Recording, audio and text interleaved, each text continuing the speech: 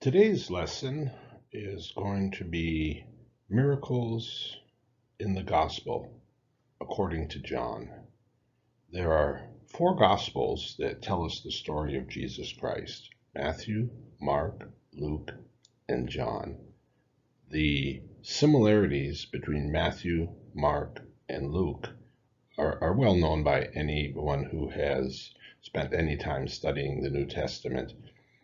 The differences in the Gospel of John are also very obvious. Not contradictions, but the Gospel of John is different. John had a purpose when he wrote this Gospel. And there are 8 miracles that we want to look at as we study this Gospel. Before we go any further, I would like to do just a bit of promotion. If you would like to receive additional videos in this series or other series that we make available, click on the little icon down in the right-hand corner and you will subscribe. Thank you.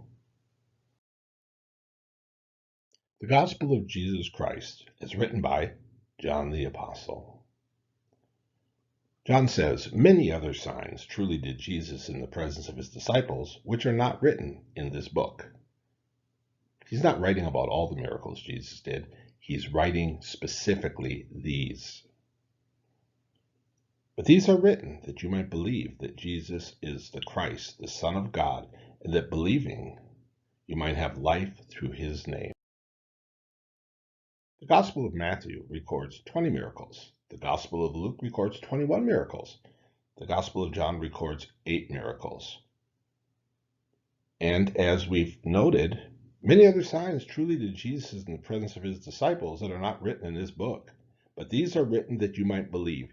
He says, I'm writing these 8 to start a fire so that you'll know that Jesus is the Christ, the Son of God, and that believing you might have life through his name. Let's really quickly look at what these miracles are.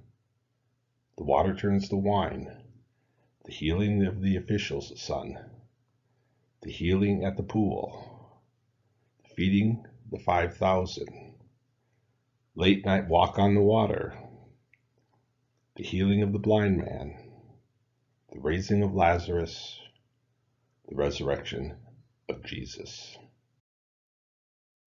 Number 1. In the 3rd day there was a marriage in Cana of Galilee. The mother of Jesus was there. Both Jesus was called and his disciples to the marriage. And when they wanted wine, the mother of Jesus said unto him, They have no wine.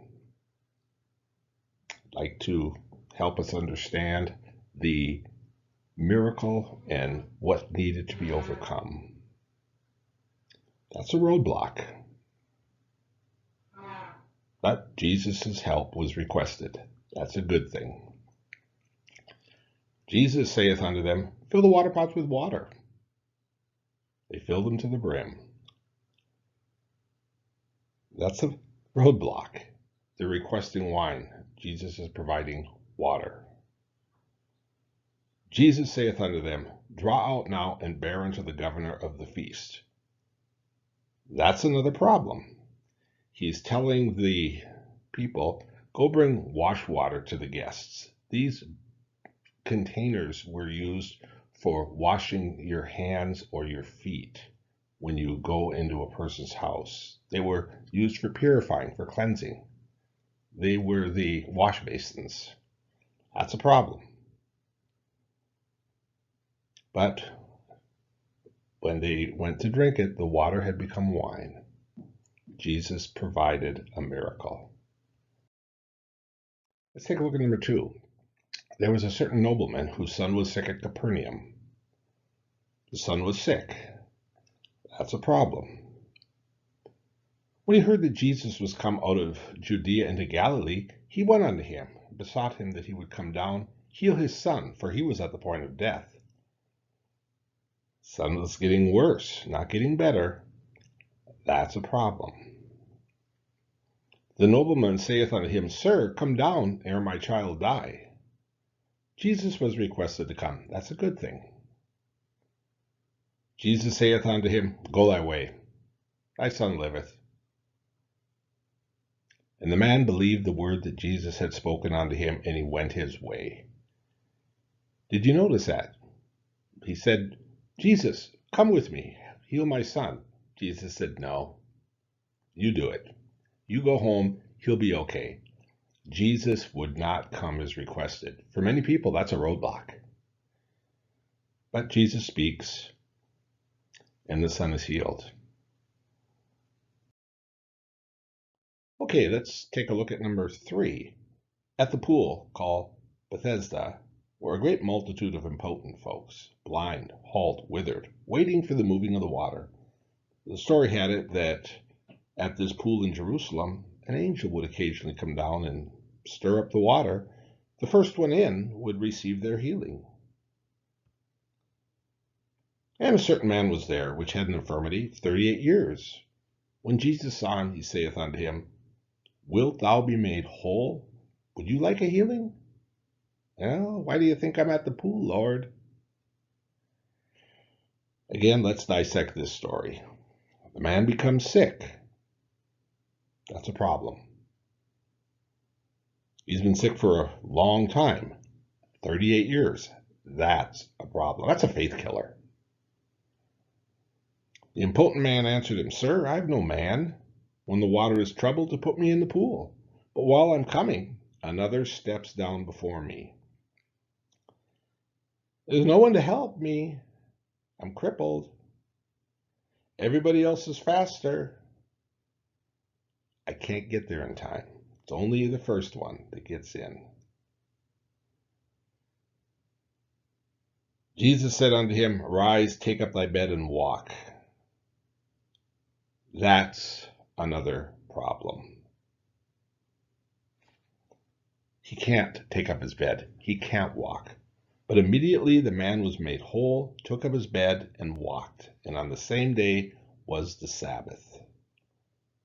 He's healed. But John brings out a point here. Jesus is healing on the Jewish day of rest. Let's take a look at number 4. When Jesus lifted up his eyes, he saw a great company come unto him. He saith unto Philip, Whence shall we buy bread that these may eat? He's testing the faith of his disciple. Philip said, There's this young guy here, this lad. He's got 5 barley loaves, 2 small fish. That is all they have.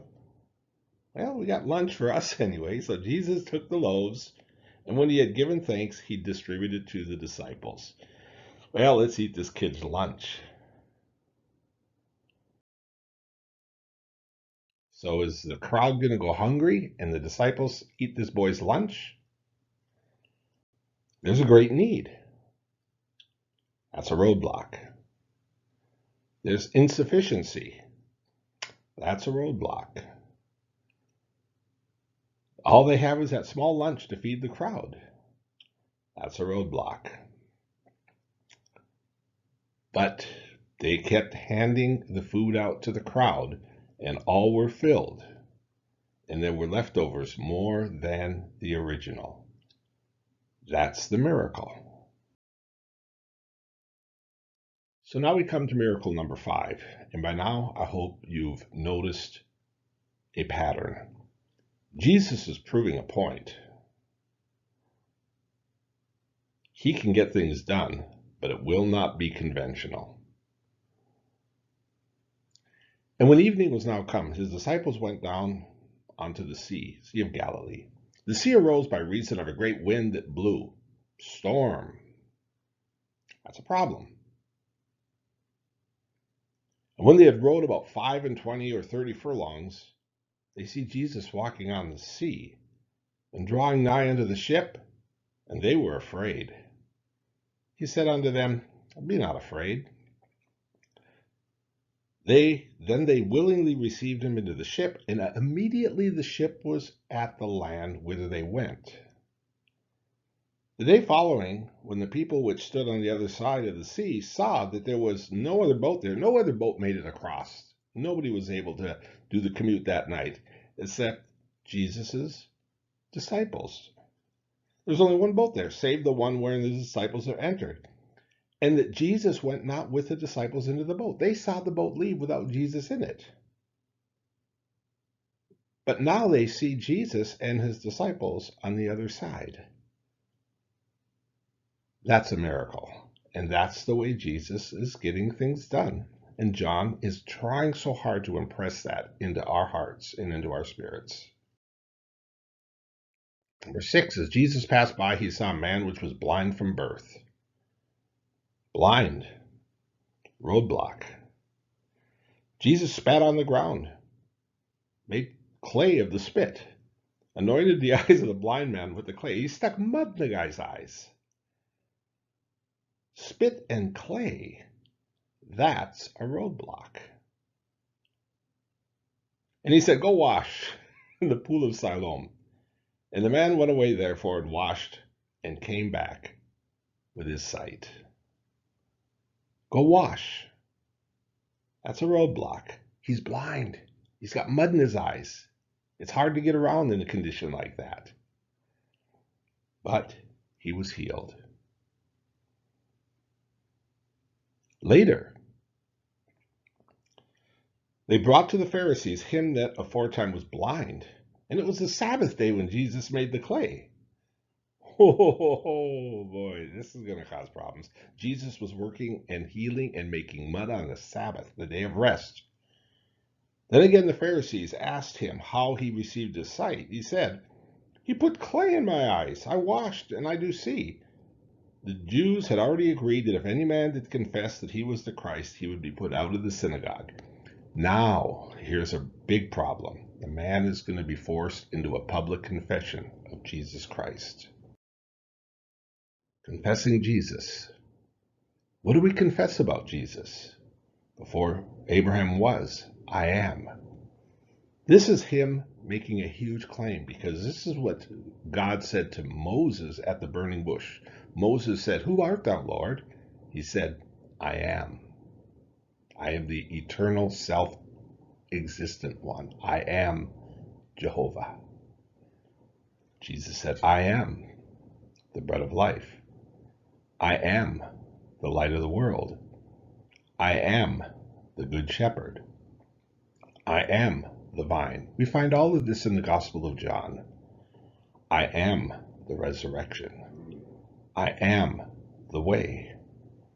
I am the truth. And I am the life. Do you confess Jesus? Number 7. Now a certain man was sick named Lazarus of Bethany, the town of Mary and her sister Martha. It was that Mary which anointed the Lord with ointment and wiped his feet with her hair, whose brother Lazarus was sick. Therefore his sisters sent unto him, saying, Lord, behold, he whom thou lovest is sick. That'll get Jesus' attention. Lord, the one you love. When Jesus heard that, he said, this sickness is not unto death, but for the glory of God, that the Son of God might be glorified thereby. Now Jesus loved Martha and her sister and Lazarus. When he heard therefore that he was sick, he abode 2 days still in the same place where he was. Roadblock. Lazarus gets sick. But Jesus hints at healing, so that's a good thing. Roadblock. Jesus delays for 2 days. Let's continue on with the story. Then said Jesus unto them plainly, Lazarus is dead. Major roadblock. Then said Martha unto Jesus, when Jesus finally did arrive in town, if you had been here, my brother had not died. But at this point, Lazarus was not only dead, he was buried. That's about as big of a roadblock as you can get when it comes to healing. When Jesus therefore saw her weeping, and the Jews also weeping, which came with her, he groaned in the spirit and was troubled. Jesus wept. Jesus arrives. That's a good thing. But you got to imagine how the crowd felt. Jesus is crying. Not a good sign at all. And when he had thus spoken, he cried with a loud voice, Lazarus, come forth. Jesus commands. Lazarus lives. These are miracles we find in the Gospel of John, and the pattern is roadblock, roadblock, obstacle. Things are not going to go the way we expect. Confessing Christ is expected. We finally come to the last miracle. Jesus is murdered. Jesus dies on the cross. Jesus is buried in a tomb for 3 days, 3 nights. But he resurrects and he comes back to life. That is a miracle. What does the resurrection teach us? Paul writes in Romans 8, He that spared not his own son, but delivered him up for us all, how shall he not with him also freely give us all things? Does this gospel give you hope and faith and confidence that Jesus Christ can do something in your life? That's the intended purpose.